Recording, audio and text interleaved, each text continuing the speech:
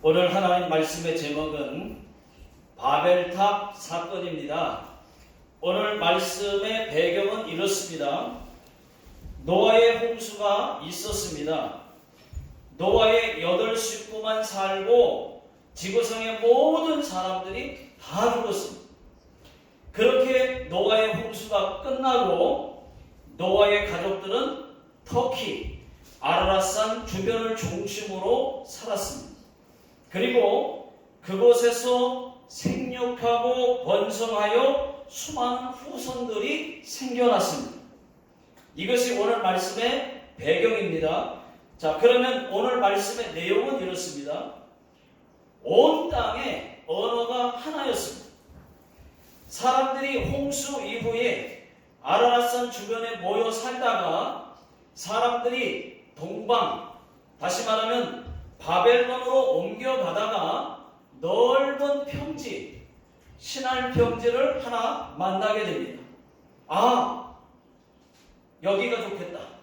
사람들이 시날 평지에 정착하게 됩니다.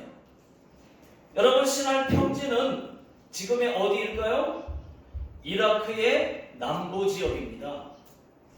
그곳 시날 평지에서 사람들이 자녀들을 무수히 많이 낳았습니다. 그리고 말했습니다. 자, 이제 우리가 흩어져서 살지 말자. 이곳에 성읍도 짓고 바벨탑도 하늘 꼭대기까지 세우자.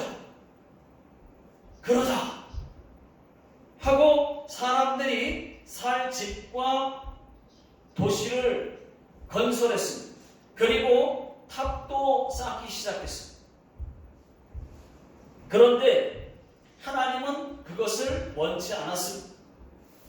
바벨탑을 하늘 꼭대기까지 쌓으려고 하는 인간들의 그 교만을 꺾으시기 위해서 이 언어를 혼잡하게 하셨습니다. 수천 개의 언어로 혼잡해 했습니다. 그때부터 사람들이 서로의 말을 알아듣지 못했습니다. 결국 도시 건설과 바벨탑을 쌓던 일을 중단하게 되었습니다.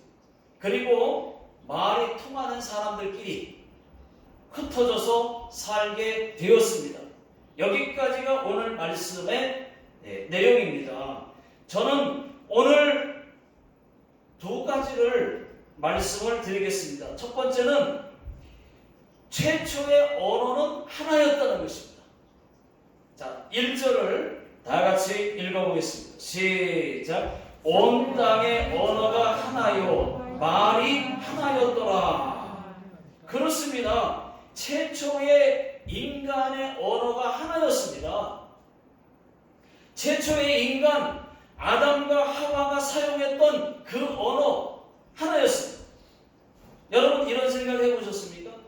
왜 전 세계의 언어가 다 다를까?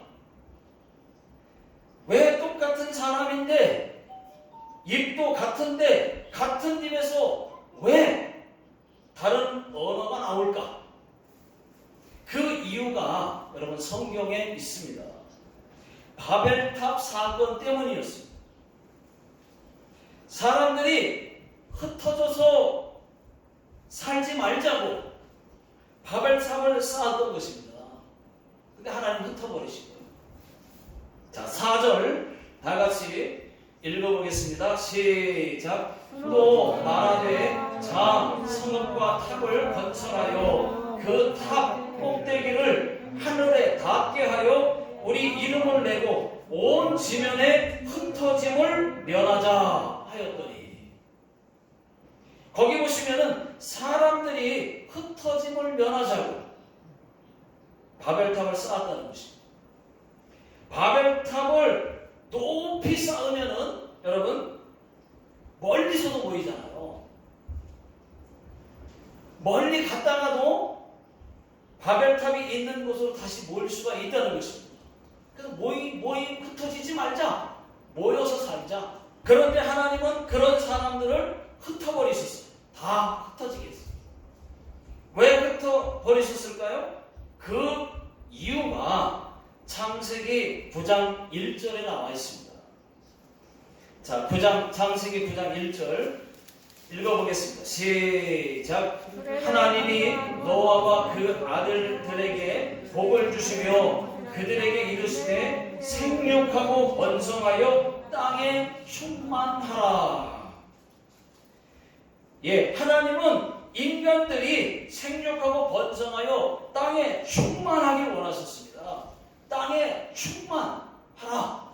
이 말은 땅에 흩어져서 살아라. 그 얘기입니다. 생육하고 번성하여 땅에 충만하라. 이것이 여러분 하나님의 축복이었습니다. 약속입니다. 여러분 하나님께서 지으신 땅이 얼마나 크고 넓습니까? 그리고 얼마나 아름다워요. 한국도 있고 일본도 있고 전 세계에 하나님이 지으신 아름다운 땅들이 이렇게 많은데, 그런데 사람들이 흩어지지 않고 신할 평지에만 모여 살라고 그랬어요.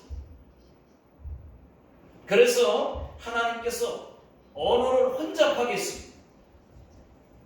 언어 혼잡이라고 하는 것으로 흩어버리셨습니다. 자, 7절을 다 같이 한번 읽어보겠습니다. 시작. 자, 우리가 내려가서 거기서 그들의 언어를 혼잡하게 하여 그들이 서로 알아듣지 못하게 하자 하시고. 하나님께서 언어를 혼잡하게 하시니까 어떤 사람은 뭘 알아듣는 거예요? 어떤 사람은 중국말 틱구동 그러고, 어떤 사람은 일본말 스미마셍, 어떤 사람은 한국말 안녕하세요 등등 다 다른 말을 하니까 서로 언어가 안 통하는 겁니다. 그래서 서로 통하는 사람들끼리 흩어져서 자연스럽게 흩어져서 살게 됐습니다. 그것이 지금의 나라가 된 것입니다. 만약에 여러분 처음부터 바벨탑 안 짓고 흩어져서 살았다면 어떻게 됐을까요?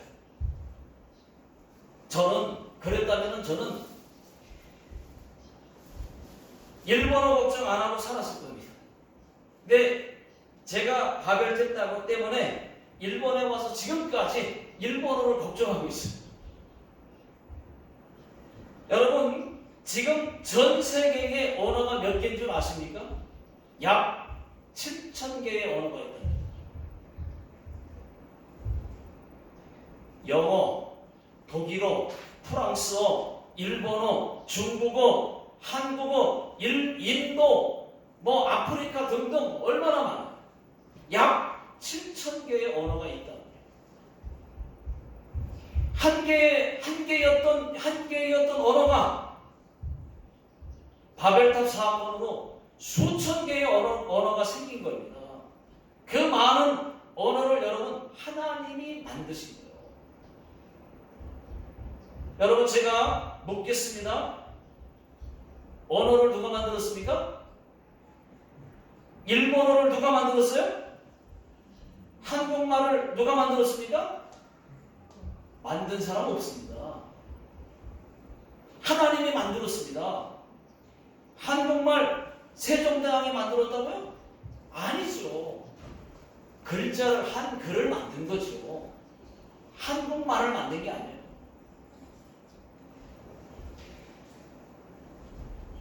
언어는 누가 만든 것 아닙니다. 말은 배운 사람이든 못 배운 사람이든 말은 나라마다 다 할 수 있었어요.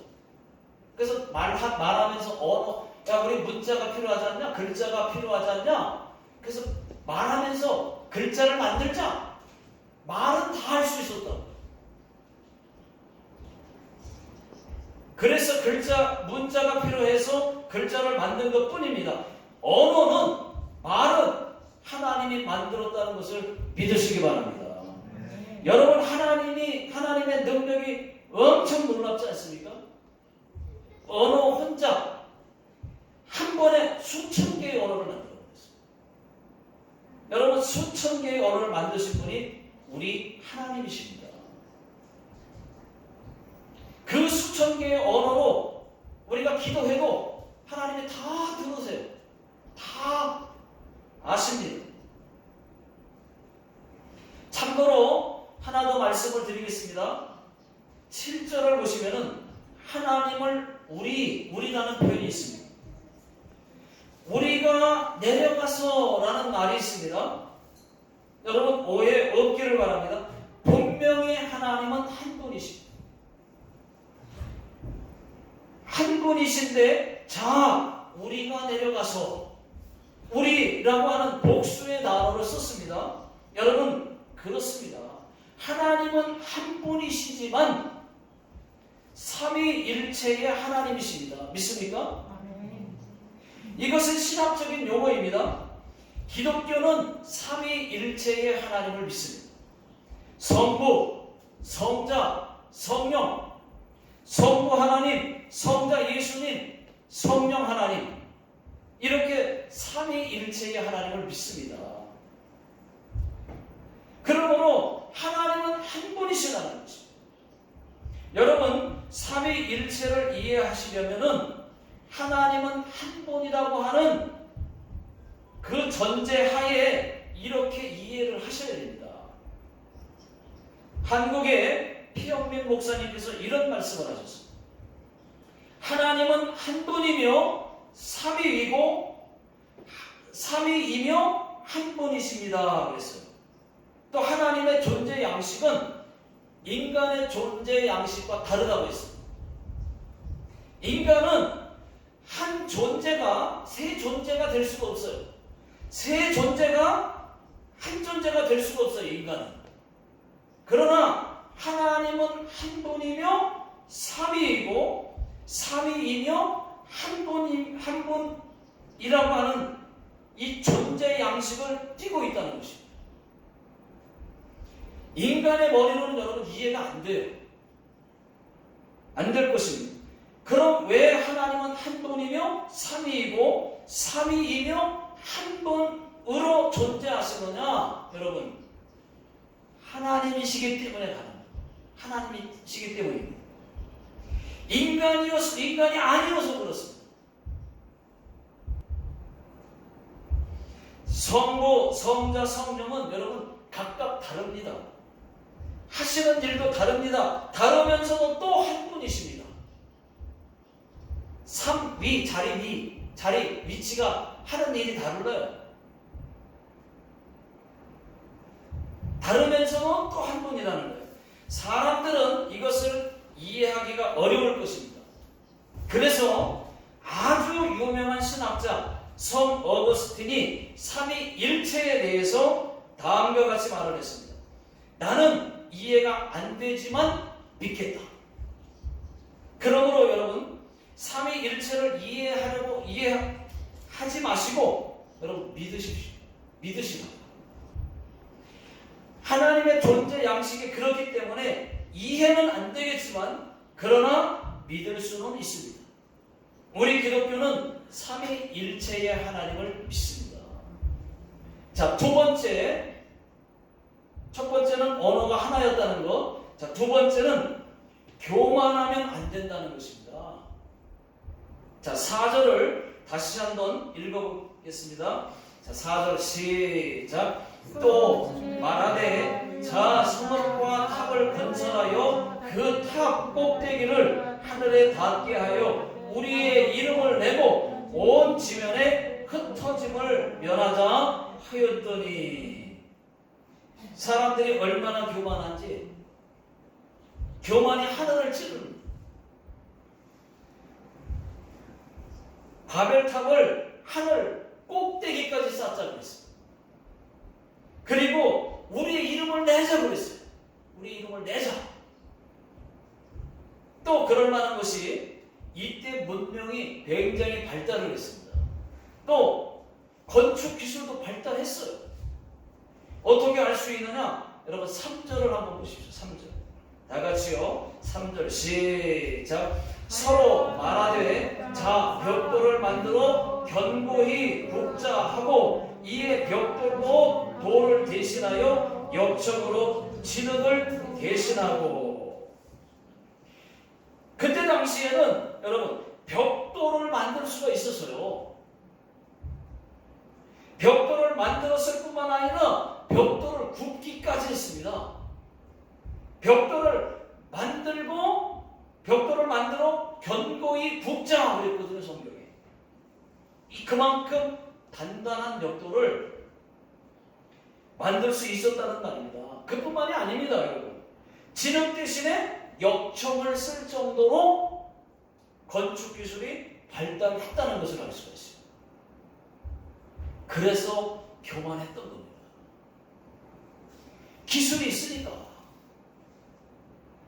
그래서 바벨탑을 하늘 꼭대기에 닿게 쌓자고 우리의 이름도 내자고 그랬던 거예요. 이것이 여러분 교만입니다. 교만. 여러분 하나님은 교만을 무척 싫어하십니다. 아니 미워하십니다. 교만에 후유증이 있습니다. 그래서 우리는 하나님 앞에서 절대로 교만하면 안 돼요. 잠언 16장 18절을 다 같이 읽어보겠습니다. 자, 시작. 교만은 패망의 선봉이요 거만한 마음은 넘어짐의 앞잡이니라. 여러분 교만은 패망이라니까요. 교만은 패망이에요. 교만의 종착역은 패망역입니다. 하나님이 왜 교만의 후유증이 생겼는지 아십니까? 루시퍼 때문이에요. 루시퍼. 천사였던 루시퍼가 교만하여 하나님께 쫓겨남을 당했어요. 그래서 사탄이 됐습니다. 마귀가 됐습니다. 하나님을 대적했습니다. 그 루시퍼가 사탄이 된 이후부터 하나님이 교만의 후유증이 생겼어요. 교만한 자를 가만두지 않았어요. 루시퍼 때문에. 그래서 여러분 겸손한 자에게는 은혜를 주시지만은 교만한 자를 물리치신다고 하신 그 이유가 여기에 있는 것입니다. 여러분 우리는 교만하면 죽는다 이렇게 생각하셔야 됩니다. 여러분 하만을 보십시오. 하만 얼마나 교만했습니까? 모르드게를 그렇게 미워하고 모르드게를 죽이려고 자기 집 앞에다가 50규빗이나 되는 그런 긴 장대를 집 앞에다 세워놓고 그 긴 장대에 모르드게를 달아서 죽이려고 했어요. 그랬다가 어떻게 됐습니까? 자기가 세워놓은 모르드게 죽이려고 했던 그 긴 장대에 자기가 매달려 죽었어요. 거꾸로. 하나님이 교만한 자를 가만두질 않으십니다. 여러분 교만하면 죽는다라고 생각하십시오. 하나님은 교만한 자를 그냥 두는 법이 없어요. 망했다 그랬어요. 부끄러움을 당하게 하는 거예요. 그러나 겸손한 자에게는 그 어떤 은혜도 주시는 하나님이시라는 것을 믿으시기 바랍니다. 여러분 교만은 수염과 같아서 수염을 깎으면 또 자라요. 깎으면 또 자라요. 교만도 마찬가지입니다. 교만도 매일 올라오기 때문에 매일 겸손해야 됩니다. 자, 마귀는 오늘 말씀처럼 우리의 이름을 내자. 자기 이름을 내라는 것이 마귀는 내가 했다. 우리 교회가 했다 하면서 마츠모토 복음천 교회, 마츠모토 흑백문화 교과의 아무개 목사 신문에 딱 내라는 거예요. 마귀는 이름을 자꾸 내라는 것입니다. 그런데 하나님은 이름 내는 것을 숨기고 또 숨기라는 것입니다. 마귀도 모르게 숨기라는 거예요. 여러분 구제도 오른손이 하는 것 왼손이 모르게 하라고 하지 않습니까? 그만큼 겸손하라는 것입니다. 마귀는 내가 얼마 헌금했다. 내가 뭐 했다. 내가 이거를 하라는 것입니다. 어떤 교회 주보에는 헌금한 사람들이 이름이 막 적혀 있습니다. 저는 그거 잘하는 것 아니라고 생각합니다. 또 강단에서 아무개 장로님 11조, 아무개 집사님 감사헌금, 아무개 성도님 선교헌금 하면서 이름을 일일이 불러주는 것도 저는 잘하는 건 아니라고 생각합니다. 마귀는 자꾸 이름을 내라는 거예요. 하나님은 자꾸 숨기라는 거예요. 숨기고 또 숨기고 또 숨기라는 거예요. 마귀도 모르게. 여러분, 그렇게 하는 것들이 마귀가 좋아하는 거예요. 여러분, 우리 모두는 겸손할 수 있기를 예수 능력의 이름으로 축원합니다. 자, 마지막으로 지난주에 말씀드리겠다고 했던 것이 있었어요. 노아가 600세 때에 노아의 홍수가 있었습니다. 그러면 이렇게 생각할 수 있습니다. 아니, 사람이 어떻게 600세를 살지? 그것이 가능해? 에이, 거짓말 아니야? 그렇게 생각할 수 있습니다. 물론. 그런데 더 놀라운 거는 노아의 홍수 이전에는 사람들이 900세 이상을 살았어요. 이 세상에서 제일 오래 산 사람이 무두셀라입니다. 969세를 살았습니다. 최초의 인간, 그럼 아담은 얼마큼 살았을까요? 930세를 살았습니다. 창세기 5장을 보시게 되면은 아담의 계보가 쭉 나와요. 아담은 누구를 낳고 몇 세에 죽었으며 또 누구는 누구를 낳고 몇 세에 죽었더라. 이런 말씀들이 쭉 계보가 나옵니다. 그렇게 계보가 나오는데 다 900세가 나와요. 조금만 성경을 제가 이제 읽어드릴게요. 확인시켜드릴게요. 창세기 5장 4절. 아담은 셋을 낳은 후 800년을 지내며 자녀들을 낳았으며 5절. 그는 930세를 살고 죽었더라. 아담. 자, 25절에는 모두셀라가 제일 오래 산 사람이에요. 25절. 모두셀라는 187세에 라멕을 낳았고 27절. 그는 969세를 살고 죽었더라. 여러분, 다 900년 이상 살았어요. 그러면 여러분, 어떻게 사람이 1000년 가까이를 살 수가 있습니까? 그리고 어떻게 1000년을 가까이 살 수 있었을까? 그리고 지금은 왜 그러면 100살 정도밖에 못 살게 된 것일까요?